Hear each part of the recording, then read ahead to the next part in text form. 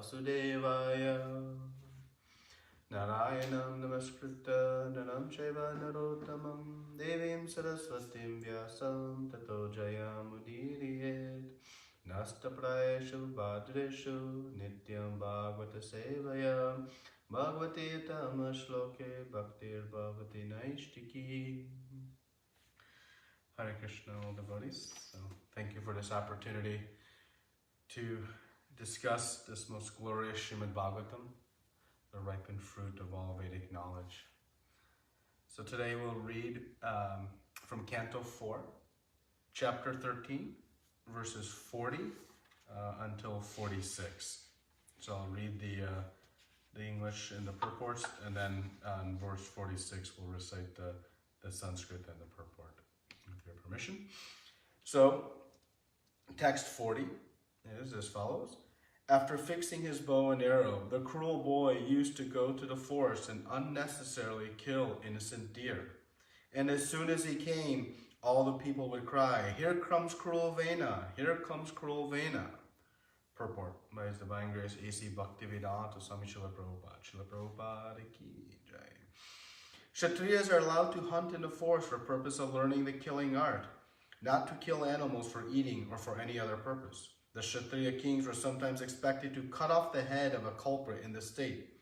For this reason, the Kshatriyas were allowed to hunt in the forest.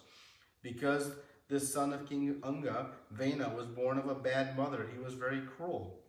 And he used to go to the forest and unnecessarily kill the animals. All the neighboring inhabitants would be frightened by his presence, and they would call, "Here comes Vena! Here comes Vena!" So from the beginning of his life, he was fearful to the citizens. Text 41. The boy was so cruel that while playing with young boys of his age, he would kill them very mercilessly, and as if they were animals meant for slaughter. Text 42. After seeing the cruel and merciless behavior of his son, Vena, King Anga punished him in different ways to reform him, but was unable to bring him to the path of gentleness. He thus became greatly aggrieved. Text 43. The king thought to himself, persons who have no son are certainly fortunate. They must have worshipped the Lord in their previous lives so that would not have to suffer the unbearable happiness caused by a bad son. Text 44. A sinful son causes a person's reputation to vanish. His irreligious activities at home cause irreligion and quarrel among everyone, and this creates only endless anxiety. In the purport, it is said that a married couple must have a son, otherwise their family life is void. But a son born without good qualities is as good as a blind eye. A blind eye has no use for seeing, but it is simply unbearably painful. The king therefore thought himself very unfortunate to have such a bad son. Text 45. Who, if he is considerate and intelligent, would desire such a worthless son? Such a son is nothing but a bond of illusion for the living entity, and he makes one's home miserable. In text 46, so we'll just recite the Sanskrit word for word translation and purport. Kadapatyam vadamanye sadapatya chukam padat nirvidyeta grahan martyo yat klesha nivaha graha. Kadapatyam, bad son. Varam, better. Manye, I think. Sat apatyat, that a good son.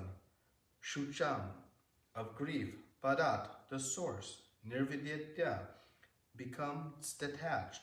Grahat, from home. Martya, a mortal man. Yat, because of whom. Klesha nivaha, hellish. Graha, home. Translation. Then the king thought, a bad son is better than a good son, because a good son creates an attachment for home, whereas a bad son does not. A bad son creates a hellish home from which intelligent man naturally becomes very easily detached. Purport. The king began to think in terms of attachment and detachment from one's material home. According to Prahlad Maharaj, the material home is compared to a blind well. If a man falls down into a blind well, it is very difficult to get out of it and begin life again.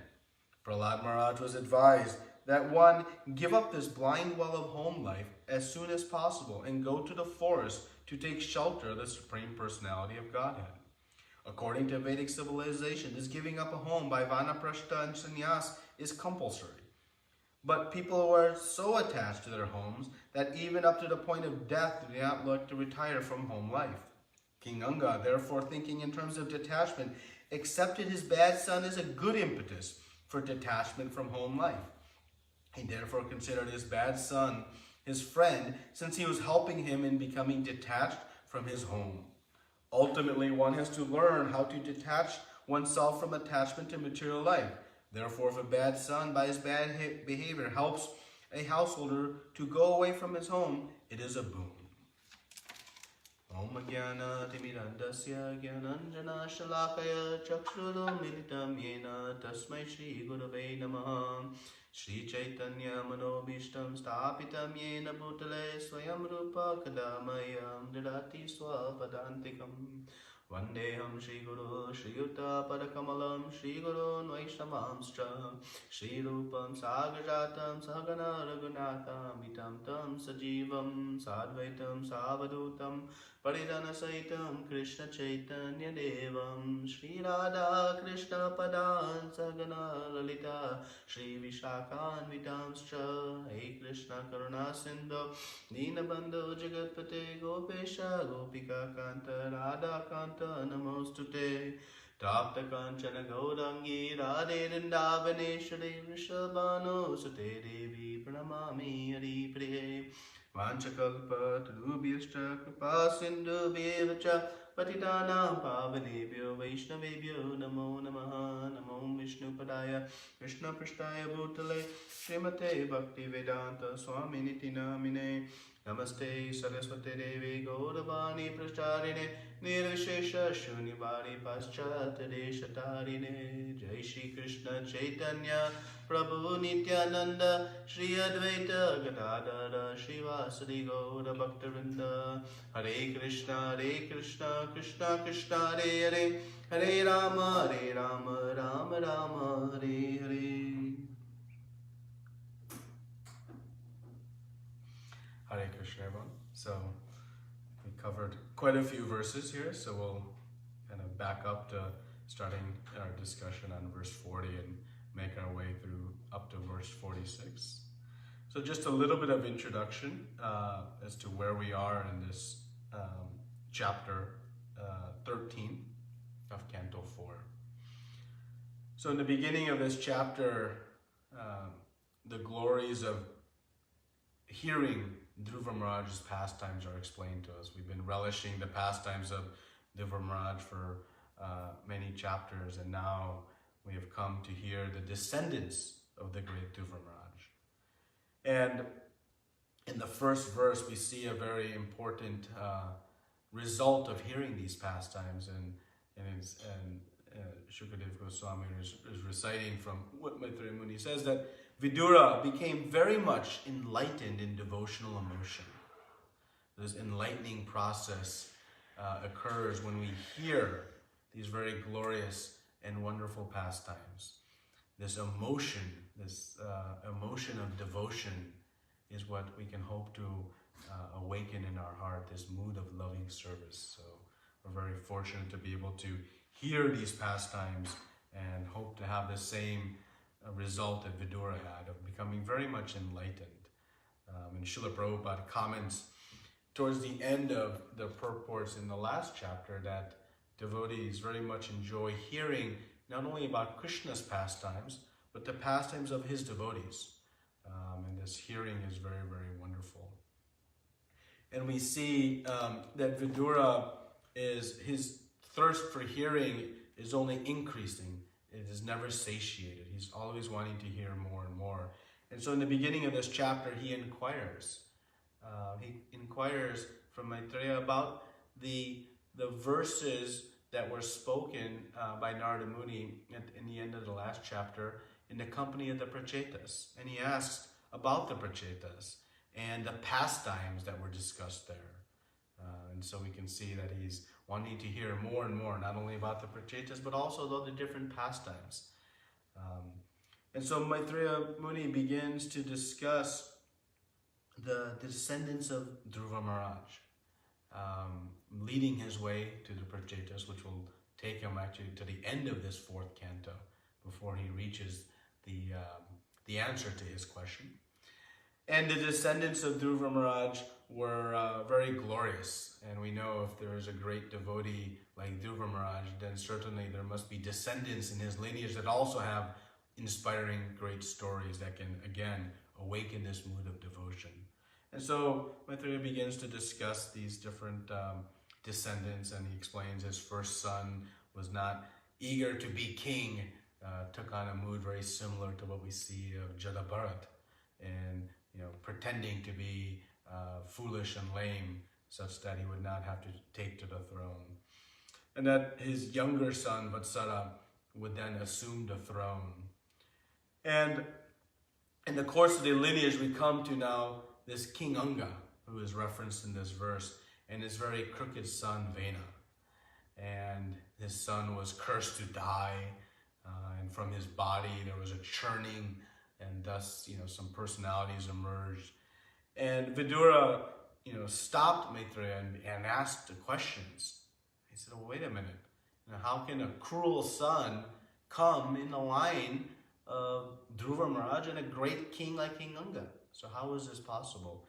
And he was also curious as to how and why the Brahmanas, the rishis, they cursed the king. The king is to be respected and worshipped.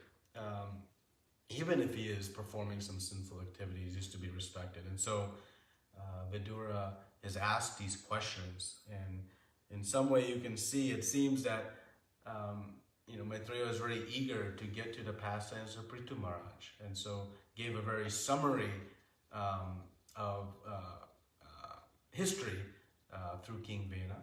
But Vidura, for our fortune, has stopped and asked these questions, and so now we are in this section of verses from 25 through the end of this chapter and all of next chapter, where we're hearing the more detailed pastimes of King Anga and his son Vena. And in the last verse that was discussed, I believe, on Friday, verse 39, we see how the cruel son was born. How this could happen, the first answer to Vidura's question. And we see the power of association. Bad association can lead to bad outcomes, and we can see over the history. But also good association can create great outcomes, like Srila Prabhupada. A moment with Srila Prabhupada was to uplift many King Vena type personalities into perfect devotees. So this cuts both ways. So now, after discussing how this son was born, we now begin to hear the qualities of this son and what King Anga's reaction was to. And so this is verses 40 to 46. So in verse 40, we see that the characteristics, the specifics of King Vena's cruelty are being described. And he was a cruel boy, so cruel that people used to chant, "Here comes cruel Vena, here comes cruel Vena." Not a very glamorous announcement of one's arrival. And we can see why. That he was unnecessarily killing these animals. And in the purport, Srila Prabhupada speaks about Kshatriyas. Kshatriyas have a very difficult position. On the one hand, they have to be very loving and caring and protective of all. Yet on the other hand, they have to be very fierce, very strong, and very brave. They have to be so brave that they're willing to die for others, to protect others on the battlefield. And so this position of Kshatriya, it requires a very soft heart and a very brave heart simultaneously. And this position is not so easy to manage.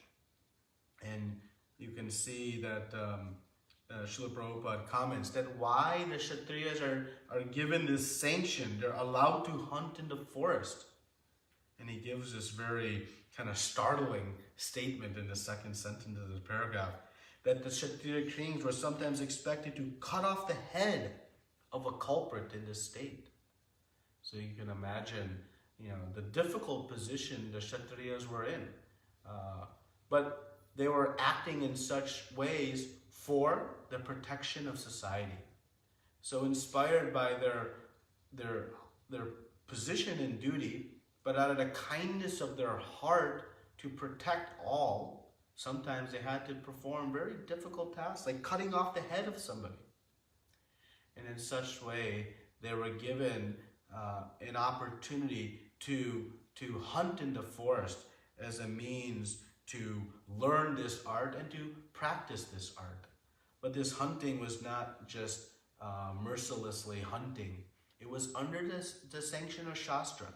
It was not to satisfy one's belly, as Prabhupada writes, not for eating or any other purpose, but simply for the purpose of carrying out this duty. And we know that they were not hunting like modern day hunters. Modern day hunters think themselves very brave, to sit far away with a gun or a bow, hiding somewhere. No, in this type of Kshatriya challenge, it was hand to hand with a small spear or dagger. They would face very ferocious animals. They would also not kill innocent animals. In this verse, we see the word innocent deer. And deer is broadly referring to many innocent animals. But this was, taking on very ferocious animals. And so like this Kshatriyas were given this great responsibility. But Vena, he had a insensitivity, we can see. When someone is unnecessarily creating harm, it is a sign of insensitivity. And this insensitivity, it develops. We may wonder, how does it develop? Well, it develops often from pride. When I am prideful of my position, I minimize the position of others. And it leads to this insensitive realm. I think myself greater. These little animals, who are they? They're not significant. But we know that the great sages and the great personalities, they see that every living entity is part and parcel of Krishna. And they think themselves to be also part and part of Krishna. But this prideful position can lead to this insensitivity. And so King Vena is showing a disregard for these innocent animals and thus kill. And this insensitivity we see today in the world in such dramatic, hypocritical ways.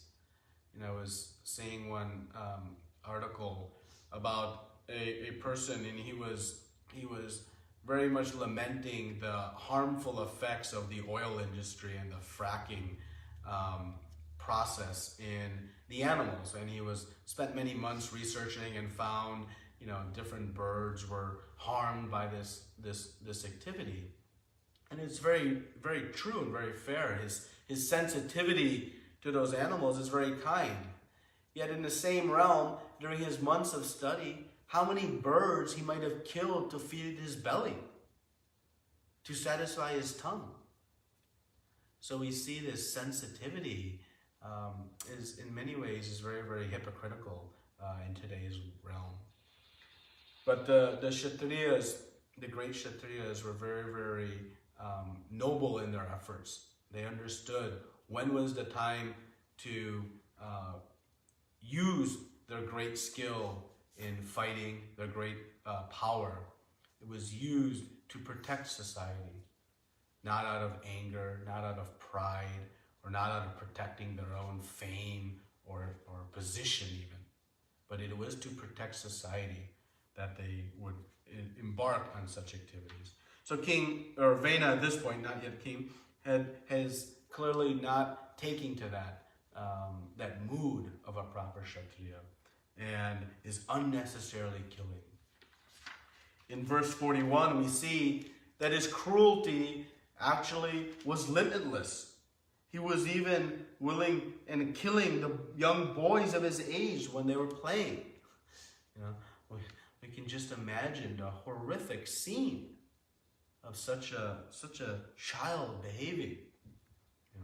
We see children on the playground or in school, and yes, there's some quarrel, there's some disagreement, but not to this degree, where Vena was so cruel that he was even willing to kill young boys as if they were animals.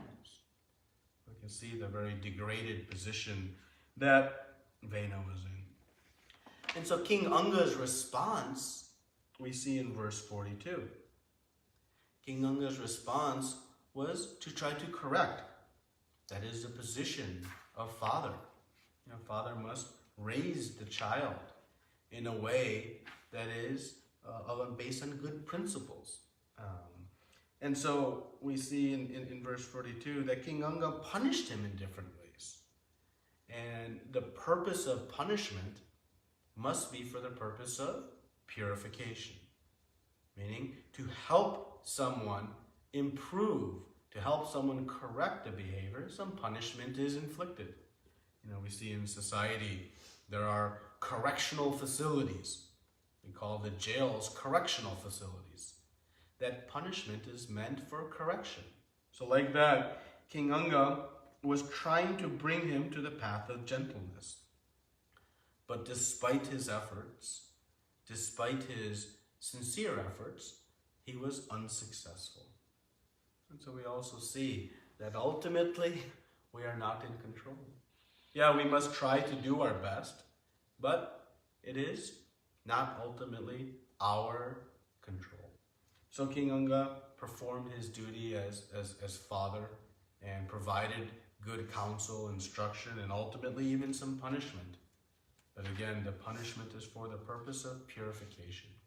So we should be very mindful of the purity of our mood when we have to correct someone, whether it's our family member, whether it's in different temple settings, based on our position. We must be very careful. What is my mood for this corrective behavior? It must be out of compassion and love.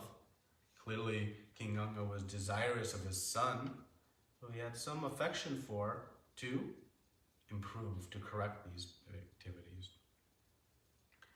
But unable to correct, we now see King Anga's mood.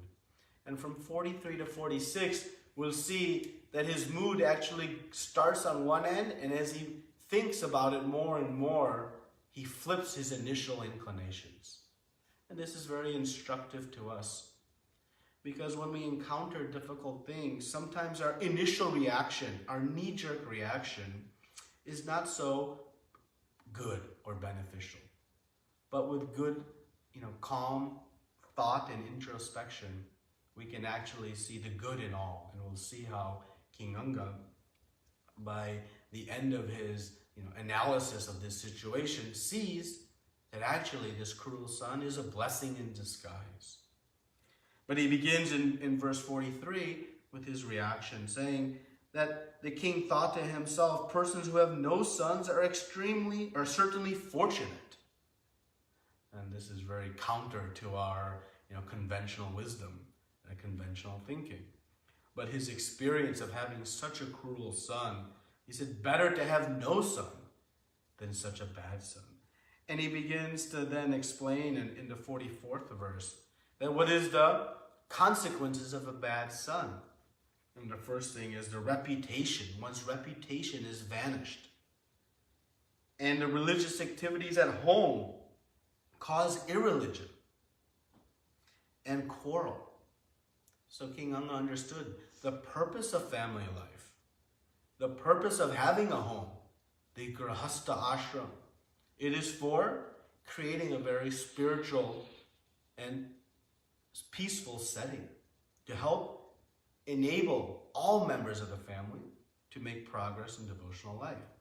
And so a bad son who creates harm to such setting, who creates such a difficult opportunity for others to take to Krishna consciousness, is very bad and can be rejected at that point. But interestingly, in this verse also, there's the concept of reputation. And I wanted to speak a minute about this. One's reputation is harmed, and that is certainly the case. But in spiritual life, we understand that our reputation, our position is not so important for our own preservation. And sometimes in the mood of parenting, this reputation is what we parent for. We get angry at our children out of our own pride and reputation, that we push them hard to protect our own status, thinking what is best for them is what is best for us. We forget in our mood that we try to push and develop our children. Sometimes even in spiritual life, we push our children sometimes too much in the spiritual life, wanting to enhance our own position. Oh, what will people think if my children do not do this? What will they think of me? So we can try to understand that, is my pushing, is my coaching, is my correcting, is it for the good of me, or is it the good of them as spirit, soul, and also as part and parcel of Krishna?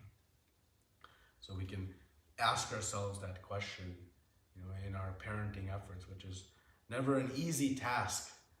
And as you can see, King Anga is struggling with this task of parenting. It's a difficult position to be in, but a great one as well, because a great opportunity to bring more of Krishna's children back home to Godhead. So now in verse 45, he continues his lamentation, suggesting that he makes one's home miserable, right? It's a very difficult situation. So finally now in verse 46, we'll spend some time discussing this very wonderful verse. We see the flip of King Ganga's mood, because he was very learned, had great teachings in his life. He was able to come to see the ultimate purpose of this action, of this outcome in his life. And he says, I'll just read the verse again just for a reminder. Then the king thought, a bad son is better than a good son, because a good son creates an attachment for home, whereas a bad son does not. A bad son creates a hellish home from which an intelligent man naturally becomes very detached. So this bad son, he's saying, is better than a good son. Now again, very, counterintuitive. Everybody prays for, please give me a good son, please give me a good son.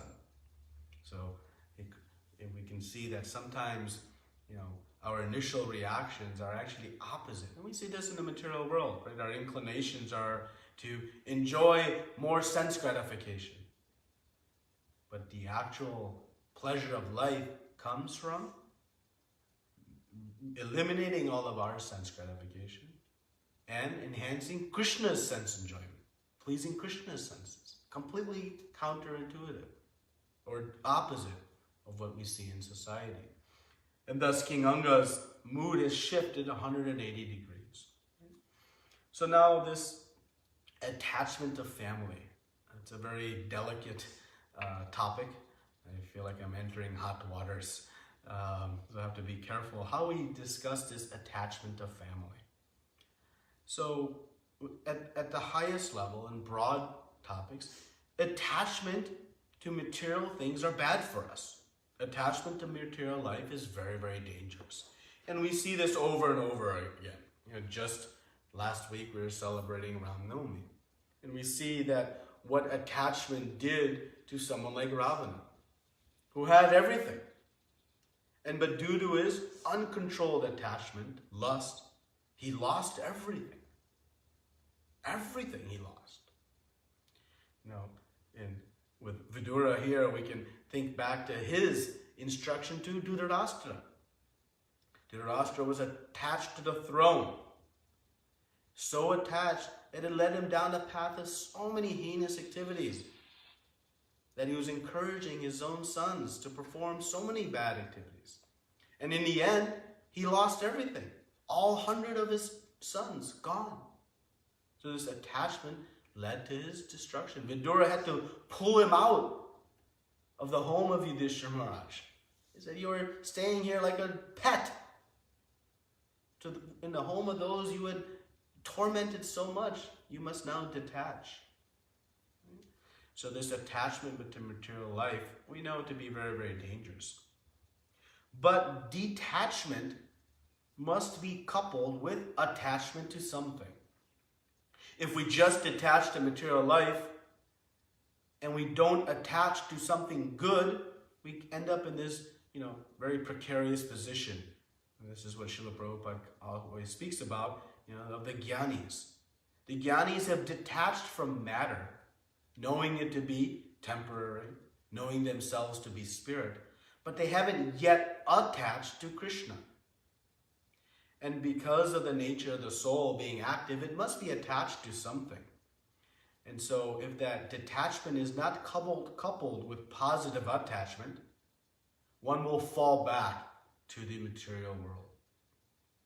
So when we speak about detachment, we must also couple it with what is to attach. And Lord Ram showed us this very wonderfully. We see that he was detached from the throne. He did not have any care for the throne. When the coronation ceremony and his kingship was ripped away, he was unmoved because he was fully detached from that position of the king. But he was attached to something. And what he was attached to was the instructions and wishes of his father. And so if his father's instruction was to go to the forest, so be it. He was equally pleased to the other side, which would be him being king. He was not attached to the position. He was attached to the instructions of his father, to the principles of righteousness.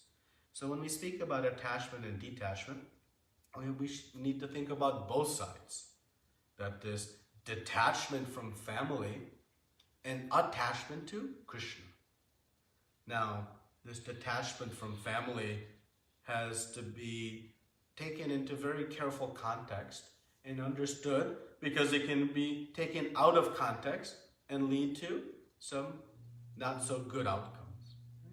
So when we speak about attachment to family, we're speaking about over-attachment. And Srila Prabhupada in this verse references Prahlad Maharaj. That according to Prahlad Maharaj, the material home is compared to a blind well. And we know in this very famous verse in Srimad Bhagavatam, in the 7th canto, 5th chapter, 5th verse, Prahlad Maharaj is being asked by his father, what he has learned in school. And his father is being very affectionate to him, very proud, and brings him on his lap. And Prahlad Maharaj very, very wonderfully says, oh, best of the asuras. He's calling his father the best of the demons. And he says that, as far as I've learned, anyone who's attached to this temporary household life is embarrassed by anxiety because of having fallen into a dark well. So he's comparing this, attachment to household life as a dark well. And Srila Prabhupada comments that the dark well is like this, because once you are stuck in a dark well, it's very difficult to get out. It's very difficult to get out and resume your life again. So it's the analogy of us coming from the spiritual, we have fallen into this dark well. And in a dark well, there is not so much enjoyment, it is suffering. It's a struggle for existence. That is the whole material world. And so the point here is that the over-attachment can trap us. Over-attachment to family can trap us. And we forget the real purpose of our life. And, we speak about, taking to the process of devotional service. And sometimes we come into sometimes in our own experience and in others we may be speaking with, that, this desire to take to bhakti. Well, I have to, still settle myself. And once we've settled ourselves, then we start having children. And I have to raise my children, so, I'll take to bhakti later. and our children are raised. But then we have to get them into college, and then we have to make sure they finish well in college. Then we have to get them married, and then we have to have children. Oh, then I have to help them take care of their children. And like this, as Prabhupada says, up until death, we are immersed in this family life. And the consequence of such, this consequence of attachment, is that we don't have the opportunity to attach to Krishna. Srila Prabhupada often tells the story of the man who was so attached to his family that at the end of his life he was still contemplating, after creating so much wealth and so much facilities for his family to be living, he was still so attached that he came back in his next life and was a servant in that home. And those same people that he was so attached to were now beating him with shoes and chastising him. He says, this is the reward for such attachment. So, the question then becomes, well then, is family life bad? No, of course not. We know that Grihastha ashram is a magnificent, very significant ashram to create great spiritual success. In our own sampradaya, we see so many wonderful examples of Grihastha ashram being executed so wonderfully. Just within Panchatattva, Lord Nityananda entered Grihastha ashram. Advaita Acharya, Srivas Thakur, so many associates, and continuing through, Bhakti Vinod Thakur had wonderful children. So the Grihastha ashram is a very wonderful ashram from which to make spiritual progress. But we need the right type of attachment. Okay? Our attachment to our family should be attachment to the spiritual success of our family, not to the bodily success of our family. And sometimes those get, intertwined or misconstrued. Our attachment becomes very strong to their education, to their social position, to their marital status, to their wealth, to their health. These are all bodily symptoms. But our attachment to family should be on the lens of attachment to their spiritual success. Just like we know we are not a body, our relationships with even our family are not on the bodily platform, but we can see them from the spiritual platform. So again, family life is a great opportunity to bring more and more souls back to their eternal home, including our own family. So when we speak about detachment, and we see King Anga's mood of detachment from family does not mean that we don't take our responsibility. Once we enter Grihastha ashram, we have a great responsibility to care for and to protect those who are dependent upon us. So detachment from family must come in the right time, the right place and circumstance. And that time is when, our dependents, our children, have come to an age in which they can become self-sufficient. And at that time, it is time to, as we say in the Western world, cut the umbilical cord. We sometimes resist cutting that umbilical cord. We are trying, maintaining. But the great kings, they showed us the way. They raised their children with great care and attention, with great love, taught them right from wrong, brought them up, taught them how to live a noble and spiritual life. And by the time they reached approximately the age of 25, then what happened? The great kings would enter Vanaprastha ashram. They would renounce, they would detach. The detachment was not in the early ages when the child was incapable of maintaining themselves. So this detachment comes when the childs are ready. But we must make sure that we don't become over-attached. But this detachment we know is very difficult. Because out of love and affection is very natural, this detachment is very, very difficult. So King Anga is thinking, wow, this bad son, it's actually a blessing. So we'll talk a little bit about that in a second. But, the attachment, again, we're speaking about here is over-attachment. And Srila Prabhupada gives a very nice parenting formula. And he explains that, from birth to age 5, we should be very lenient and let children play and express their playful mood with very little to no restrictions. They should be just kids. But starting from age 5 to 10, we should start to teach them and show them and guide them and have some discipline. And from age 10 to 15, we should have very strict discipline, very strong guidance, because this is the ripe age at which the children begin to explore, and we should guide them with great, discipline. But from 15 and beyond, he says, at this point, we should just become their friend. At this point, whatever they have learned, whatever we have done, now our only opportunity is to become their friend. This was Srila Prabhupada's formula.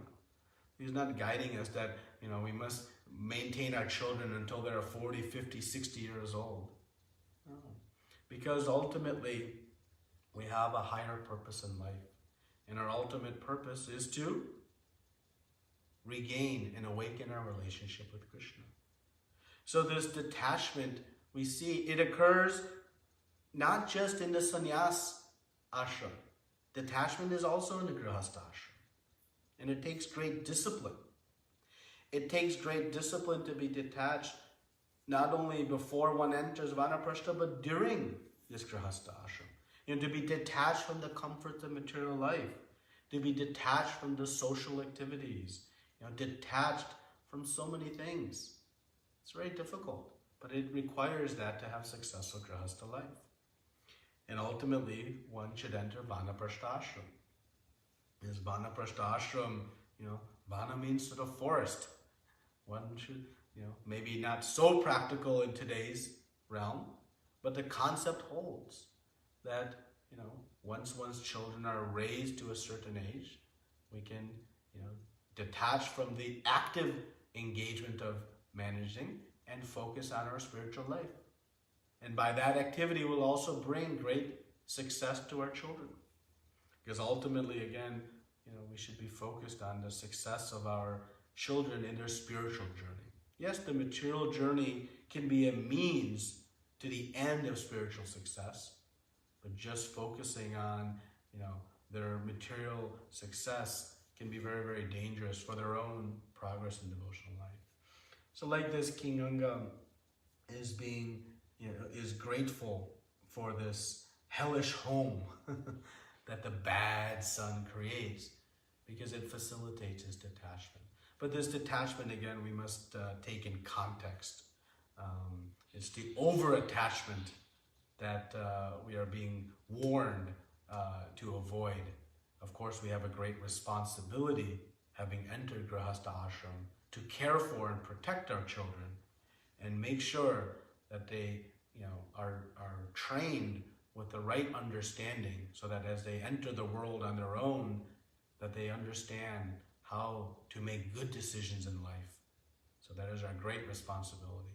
But ultimately, we have to leave our children at some point to make their own decisions and focus on our spiritual life. And that is what throughout Srimad Bhagavatam, we see this over and over and over again. Unlike today's modern day, either in local circles, Prabhupada always talks about the great kings, the political leaders today, they die in office. But that was not the way our great king showed us in the Srimad Bhagavatam. But the final point I would like to make on this is that, how King Anga responded to difficulty. It is a great lesson for us. One's greatness can be measured by how they respond to difficulty. And, Bhrigu Muni was set out to put this exact test in place. They had the great sages. They wanted to see who was greatest. And so they sent Bhrigu Muni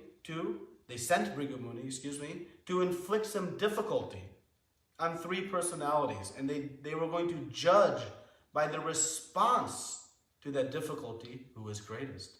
And we all know the story with Bhrigu Muni insulting Lord Brahma, Lord Shiva, and Vishnu with words, action, and physical difficulty. So this response to difficulty, we know, it is a great measure of one's greatness.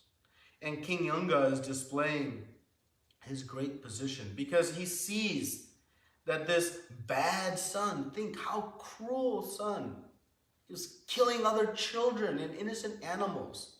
What our mood would be, with such a son.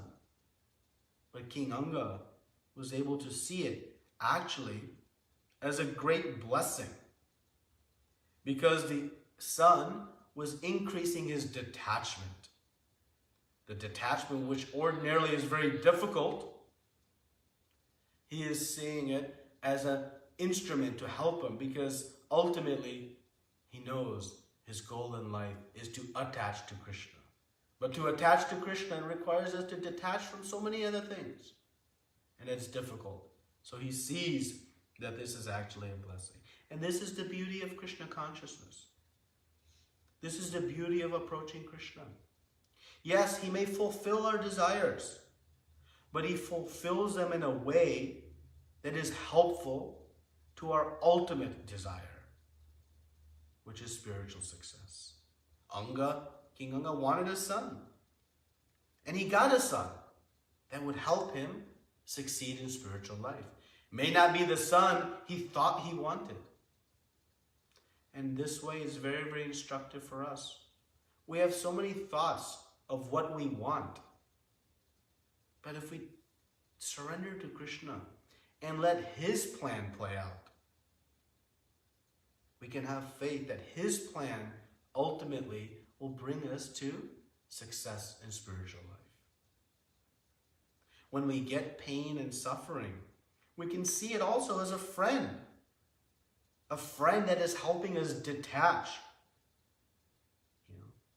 from this material world. The whole material world is full of suffering, and we should be grateful for it. Imagine if this material world was full of delight, how we would ever come to reawakening our eternal relationship with Krishna.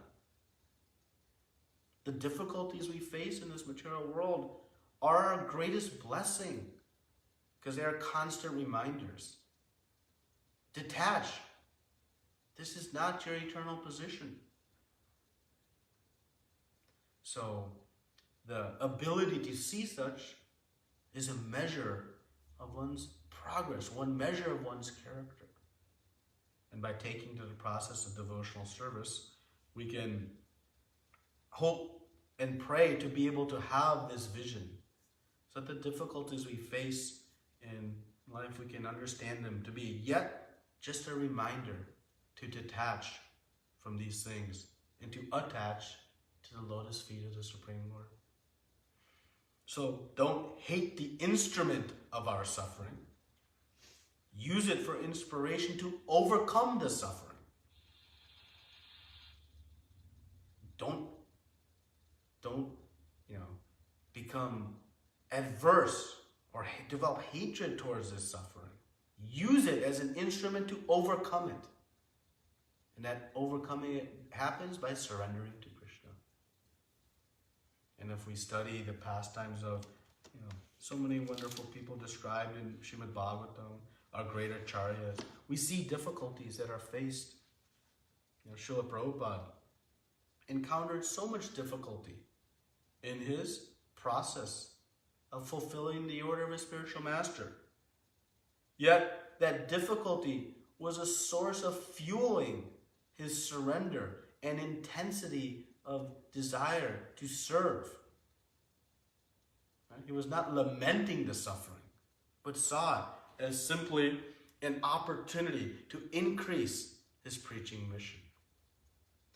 And so like that, when we face difficulties, we can think back to this very shocking verse where King Anga says that a bad son is better than a good one. We may think, why? And see the deeper understanding because it is fueling our detachment and helping us attach to the spiritual world. So these are verses 40 to 46, teaching us about the mood of the Kshatriya, who must be very loving and caring, yet also very powerful and brave and ferocious, carrying both moods and emotions simultaneously, not a very easy position. And this bad son ultimately, initially was the source of King Anga's lamentation, just like when we face difficulties, we lament. But with good introspection, like King Anga, we can see it as a blessing. This detachment from family life is important. Not detachment from the duties to protect and raise our family, but from the over-attachment that creates an obstacle to our spiritual success. When our children and our dependents are raised to an age, we can cut the umbilical cord and begin to take very seriously to our spiritual life. And our attachment to family should be attachment for their spiritual success, not just their bodily success. Yeah, there may need some material success to enable their spiritual success, but let us not lose sight of the ultimate purpose of our attachment to family. And finally, to see that the difficulties in life are actually a blessing from Krishna, helping us to detach from these things that are obstacles in our path of devotional service. So this is some of the lessons we understand from verses 40 to 46. So with this, I'll stop here. Srila Prabhupada ki jai, Ananta Koti Vaishnavinda ki jai. Any corrections, clarifications, discussion, questions you can take now? Hare Krishna Prabhuji. Please accept my warm wishes. You have explained very nicely. So I just have a little, I want to understand more. So that's why I'm just asking you this question. That Anga had a son, the man, he was the bad son. So then before he was lamenting, that he tried to give him, put him to right path, but he couldn't do it. And it was bad son, so it's a blessing. He understood that this is a blessing, that I could become detached from the family life, from the house and like that. So then, how about, with tradition is also there, that the son does after the father passes on the whipping and all this, also offer the charter and everything. So that will benefit the ancestors as well. So when the bad son is there, then he's not going to do anything. Yes. So would you just enlighten me on this case? Yes. Thank you. Hare Krishna Prabhu. Hare This is Krishna. from Vidansi. Hare Krishna Mataji, Dhanvat Pranams. Thank you for your questions. So this, the importance of the role of son in our Vedic samskaras is very nicely explained. As you said, that the son plays an important role in performing various ceremonies after our departure. And these ceremonies are very important. But Srila Prabhupada comments in the purport in the 2nd chapter of Bhagavad Gita that when one comes to bhakti, to the process of devotional service, all such Vedic rites and ceremonies and rituals are already performed in one's practice of devotional service.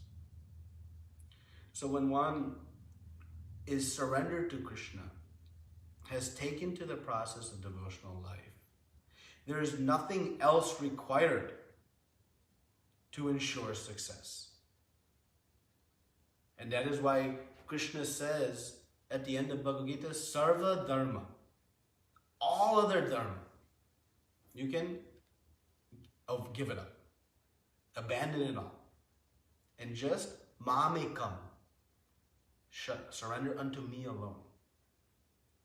So by our process of surrendering to Krishna and performing devotional service, ultimately there is no need for one to even perform that ceremony for us. Because we have surrendered to Krishna. He is personally protecting us. He says in the 12th chapter of Bhagavad Gita, he says that to my devotee, I am the swift deliverer. He says, I am their deliverer. Not somebody else who may perform some ritual or rite. So for the devotee, there is nothing else required.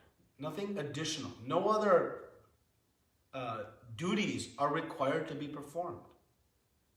Now one may perform those duties still. One may perform that, like we know, Chaitanya Mahaprabhu himself went and performed. But the devotee understands that by the practice of devotional service, it is all-inclusive. Nothing is left out. And that assurance Krishna gives in the 8th chapter very, very specifically.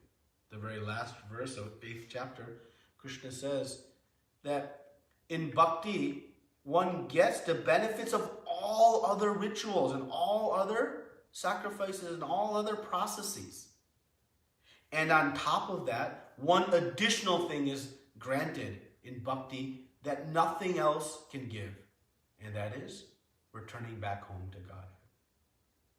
So we can have faith that by taking to the process of devotional service, whether we have son or not, whether that son is, cultured enough to perform this ceremony or not, by our sincere practice in devotional service, there will be nothing else is required. That is the ultimate of all duties. And so Srila Prabhupada comments that one has actually no other duties to perform once one has come to the process of devotional service. So we can have faith in the potency of bhakti, the power of devotional service, that everything will be attended to nicely. It's okay, Mataji?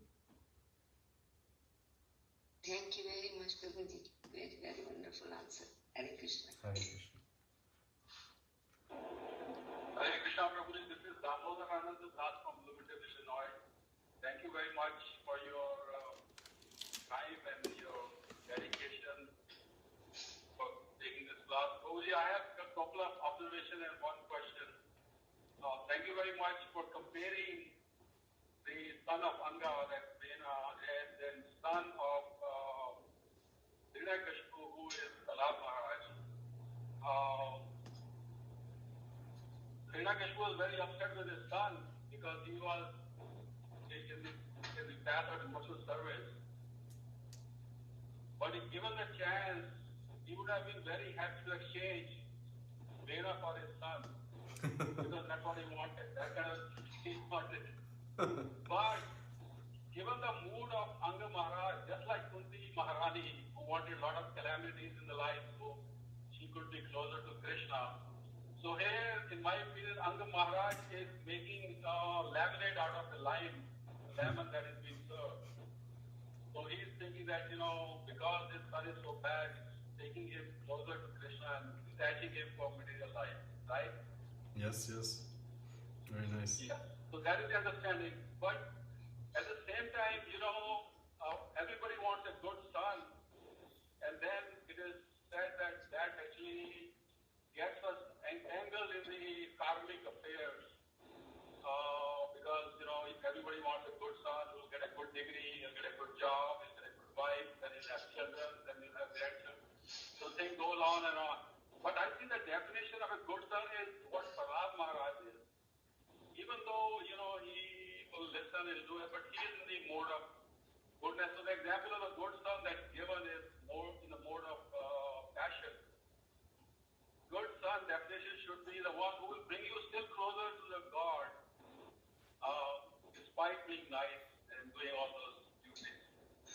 that so, Prabhuji?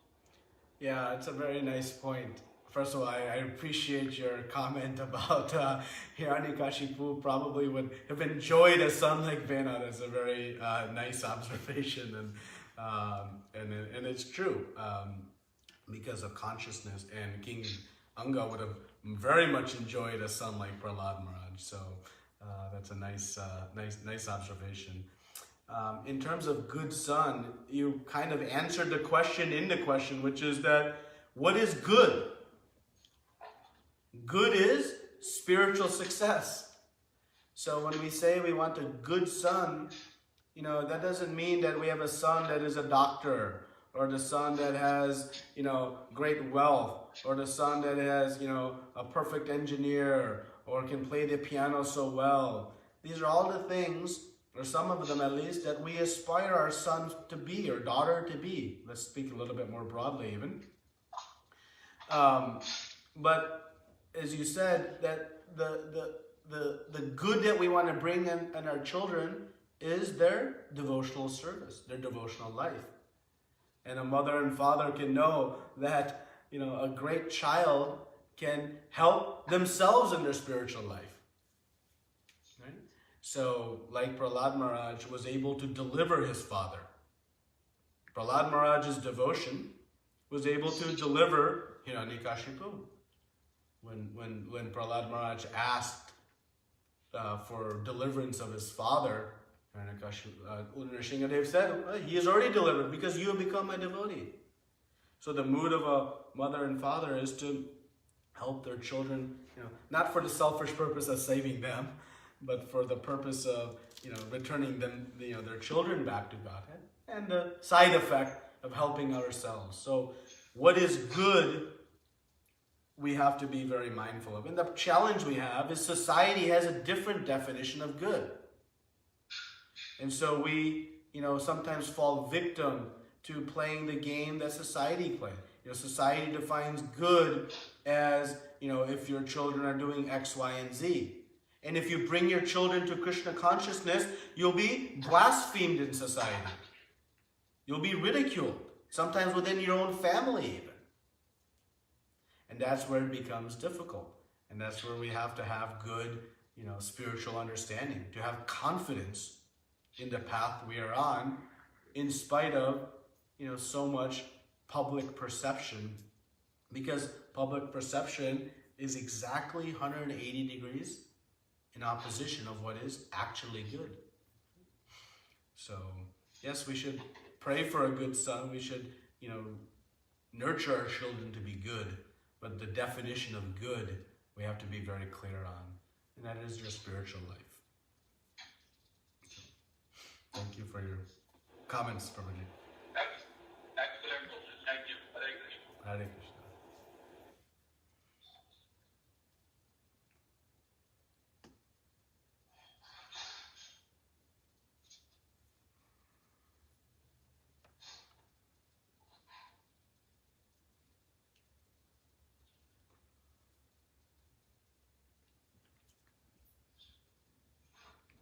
Krishna. Hare Krishna, Prabhuji.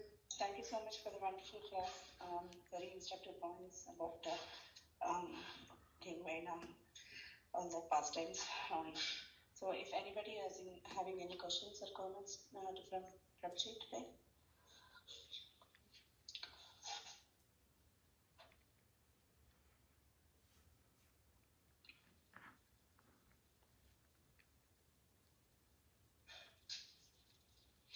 Yeah.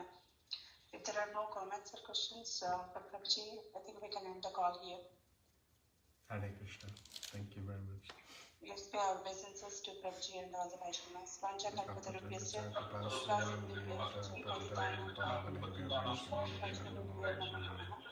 Ananta Koti Vaishnava Vrinda ki jai, Namacharya Shri Bhaktas Thakur ki jai. Shri Prabhupada ki jai, Shri Prabhupada.